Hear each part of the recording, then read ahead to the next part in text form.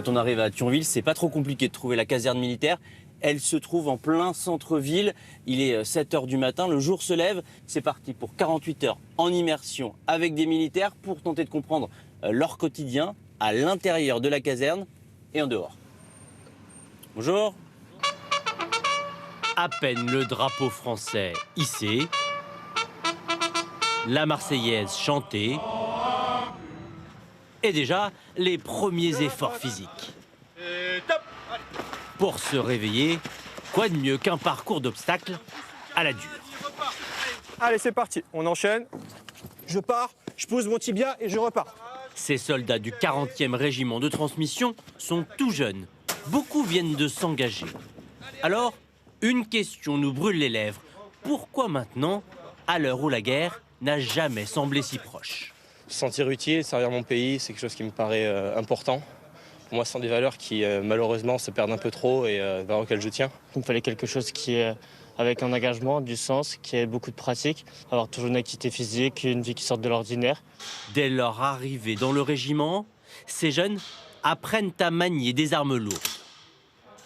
Pour eux, la guerre n'est pas un concept abstrait. Est-ce que c'est bon pour vous? Oui, sergent. Mais une réalité.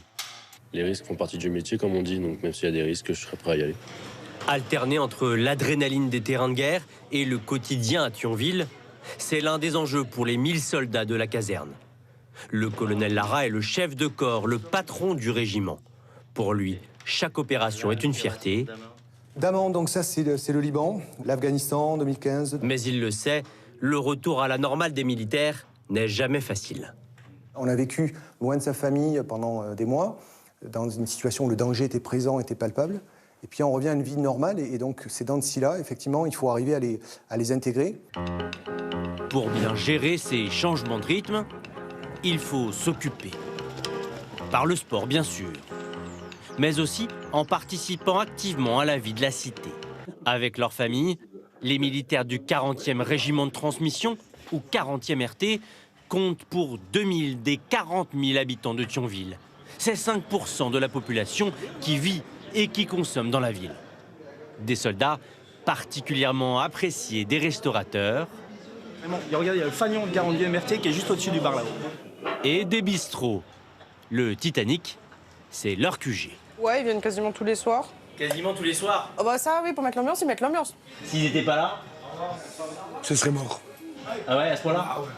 Les militaires, un coup de jeune pour Thionville et pour la petite ville juste à côté. Étanges-Grande, 7000 habitants, accueille une annexe du régiment. 300 militaires et leurs familles. Dans chaque classe, il y a des enfants de militaires? Ouais. Au moins 3 dans chaque classe. Oui. Pour la commune, ils sont tout simplement indispensables. Derrière les militaires, finalement, il y a des familles. Il y a des familles qui s'inscrivent dans la vie locale, culturelle, sportive. Certaines, par le biais des mutations, vont décider de quitter la commune. D'autres, par contre, vont s'ancrer à Étanges-Grande et y faire leur vie. Pour favoriser l'adaptation de ces familles, le régiment organise des petits événements, comme ce café où se retrouvent les épouses des militaires. Les plus expérimentés livrent quelques conseils aux plus jeunes. Comment gérer l'absence du papa ou de la maman, par exemple. Ah oui, vraiment. Combien de dodo, combien de machin. Être conjoint de militaire, c'est beaucoup d'organisation, mais c'est aussi vivre en permanence avec la peur. En fait, il ne faut jamais écouter les informations et il faut se dire que voilà, c'est comme ça et c'est leur métier. En 20 ans, l'armée de terre a perdu plus de la moitié de ses effectifs. Une quarantaine de régiments ont fermé. Mais aujourd'hui, la tendance s'inverse et l'État veut investir dans son armée. Une bonne nouvelle pour Thionville, quand on sauve une caserne, c'est la vitalité de tout un territoire que l'on préserve.